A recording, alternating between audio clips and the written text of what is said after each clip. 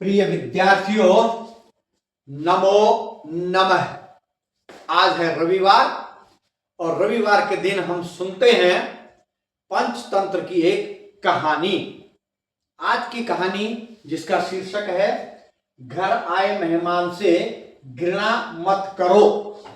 घर आए मेहमान से घृणा मत करो। इस कहानी की ओर बढ़ें उससे पहले आप सभी से, जो भी पहली बार मेरे इस चैनल पर आए हैं या जो पहले से जुड़े तो हुए हैं, लेकिन जिन्होंने मेरे इस चैनल को अर्थात संस्कृत शिक्षा चैनल को सब्सक्राइब नहीं किया है तो सब्सक्राइब कर लीजिएगा और साथ ही बेल आइकन का बटन अवश्य दबाइएगा। इसी के साथ कहानी आपको अच्छी लगे तो लाइक भी कीजिएगा, हाइप भी कीजिएगा और शेयर भी अवश्य कीजिएगा। तो चलिए बिना किसी विलंब के चलते हैं आज की कहानी की ओर, जिसका शीर्षक है घर आए मेहमान से घृणा मत करो। ये तो आप सभी जानते हैं, पंचतंत्र की कहानियां जो हैं वो पशु पक्षी और मनुष्यों से मिल करके विष्णु शर्मा जी ने लिखी हुई है, लेकिन सबके सब कहानी प्रेरणाप्रद शिक्षाप्रद हैं जो हमें कुछ न कुछ शिक्षा अवश्य देती हैं। तो आज की कहानी भी हमें क्या शिक्षा देती है आप कमेंट बॉक्स में अवश्य लिखिएगा। तो चलिए चलते हैं कहानी की ओर। एक जंगल में एक शिकारी खिन्न मन से, दुखी मन से चला जा रहा था और मन में विचार उसके अनेकानेक आ रहे थे। वह सोचता चला जा रहा था कि इस पूरी दुनिया में मैं अकेला हूं, मेरा कोई भी पारिवारिक सदस्य नहीं है, न ही कोई मेरा मित्र है, और इस जंगल से मैं जब इधर उधर आता जाता हूं तो ये जानवर और पशु पक्षी भी सभी मुझसे घृणा करते हैं। घृणा क्यों नहीं करेंगे? क्योंकि मैं इनका शिकार करता हूं, पशुओं को और पक्षियों को मार देता हूं, तो इनका घृणा करना तो मुझसे साथ बनता ही है। वो इस प्रकार सोचते सोचते आगे चला जा रहा था, लेकिन शिकार करना एक शिकारी का कार्य है, धर्म है, उसी से वह अपना पालन पोषण कर रहा था। तो चलते चलते अचानक उसको एक कबूतरी नजर आई और उस कबूतरी को उसने पकड़ करके अपने पिंजरे में बंद कर लिया और उसके पश्चात चला हुआ अपने घर की ओर। अभी कुछ आगे ही बढ़ा था कि अचानक आकाश में काले बादल छा गए।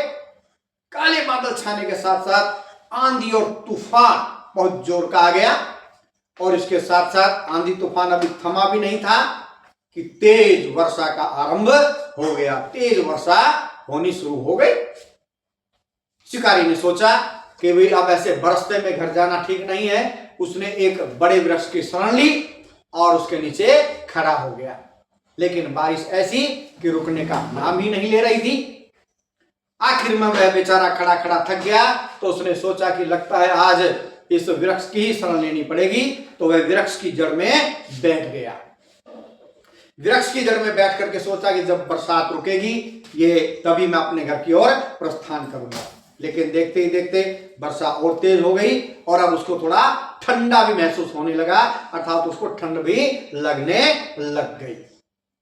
उसको ऐसा हो ही रहा था कि उस वृक्ष पर एक कबूतर दंपत्ति का घोंसला था। कबूतर जोर जोर से बेचारा रोए जा रहा था और रोते रोते बोल रहा था कि आज के आंधी तूफान में मेरी कबूतरी न जाने जंगल में कहां खो गई है, और जो घर है वो एक पत्नी से ही होता है, जब वही इस घर में नहीं है तो ये मेरा घर किसी काम का नहीं है। और वह जोर जोर से रोए चले जा रहा था और इस प्रकार से गुनगुनाता बड़बड़ाता भी जा रहा था। नीचे कबूतरी जो उस शिकारी के जाल में बंद थी, उसने जैसे ही इस आवाज को सुना तो उसने जोर से आवाज लगाई कि हे मेरे अच्छे पति, मैं हालांकि शिकारी के पिंजरे में बंद हूं, लेकिन ये सायंकाल के समय आया हुआ हमारा एक मेहमान है, इसलिए आप इससे घृणा न करें। यह काफी परेशान है, आप इसकी जो भी मदद कर सकते हैं कृपया करने का कष्ट करें, क्योंकि हमारे वेदों शास्त्रों में लिखा गया है कि सायंकाल के समय जो भी घर में आता है उसकी हमें पूर्ण रूप से जैसा हम कर सकते हैं उसकी सेवा करनी चाहिए। इसलिए तो हमारे वेदों शास्त्रों में लिखा, क्या लिखा? अतिथि देवो भव। अतिथि से आप क्या अर्थ लगाते हैं? अतिथि जो बिना तिथि के आता है, अचानक जो उसमें रात्रि हो गई है तो वे उस गांव में जहां भी वो पहुंचता, कुंडा खड़खड़ाता है किसी का भी, और जैसे ही कुंडा खोल करके अंदर जो मेजबान है वो आता है, कहता हो आइए, और वो कहता है जी मुझे आज रात आपके यहाँ विश्राम करना है, सुबह होते ही चला जाऊंगा। इसी को कहते थे अतिथि, जिसको आजकल आप क्या कहते हैं, गेस्ट। लेकिन आजकल अब गेस्ट नहीं है, गेस्ट नहीं होकर के वो क्या है, घोस्ट। जो पहले टेलीफोन करेंगे कि हम फलानी रेल से आ रहे हैं या फलाने साधन से आप आ रहे हैं, आप हमें वहां मिलिएगा, हम आपके यहाँ 3, 4, 5 जितने दिन भी रहेंगे, आपके आसपास ये चीजें हैं, ये हमको देखनी है, और ये मीनू रहेगा, तो हम उसको गेस्ट नहीं, उसको क्या कहेंगे, घोस्ट। लेकिन पहले जो थे पद यात्री थे, पैदल चलते थे, जहां पर भी रात्रि हो जाती थी, जिसका भी कुंडा खड़खड़ाते थे तो वह वहां का अतिथि होता था, और वो मात्र रात्रि में वहां रहता था और सुबह चला जाता था। इसलिए जिसका कुंडा खड़खड़ा था वो भी कहता था कि भाई आज अतिथि घर में आए हैं, हमारा बहुत सौभाग्य है। अतिथि को बिना संतुष्ट किए वो घर से नहीं भेजते थे, क्योंकि उनको पता था अगर अतिथि ऐसे ही चला गया तो ये हमारे घर के जितने भी पुण्य कर्म हैं उन पुण्यों को अपने साथ ले जाएगा। ये सब बातें कबूतरी के सुनने के बाद कबूतर ने कहा चलो ठीक है। कबूतर वृक्ष से फड़फड़ाता हुआ नीचे आया और शिकारी से बोला कि आप मेरे मेहमान हैं, बताइए मैं आपकी क्या सेवा कर सकता हूं। शिकारी बहुत खुश हुआ कि इस वीरान जंगल में मैं सोच रहा था कि कोई मुझे मिल जाए, मेरी मदद करे, मेरी सहायता करे। लो, प्रभु ने जो है इस कबूतर को ही भेज दिया।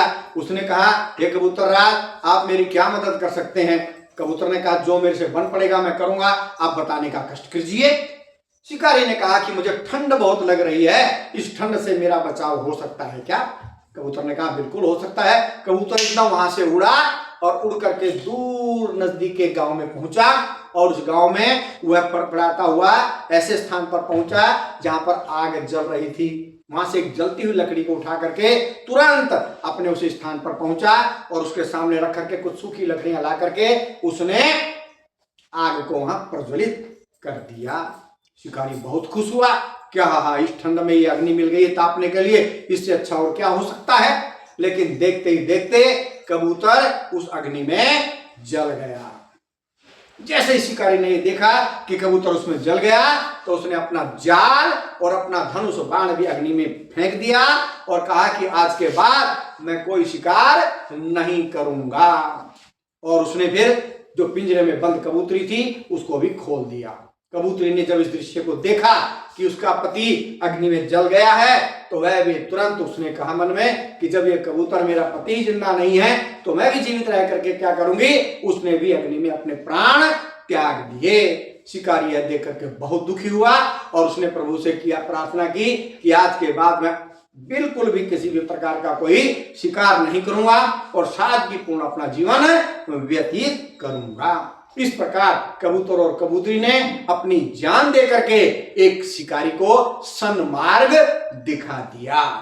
तो आपको ये कहानी कैसे लगी अवश्य लिखिएगा। मिलते हैं अगले रविवार एक अन्य कहानी को लेकर के। तब तक के लिए जयतु सुरभारती।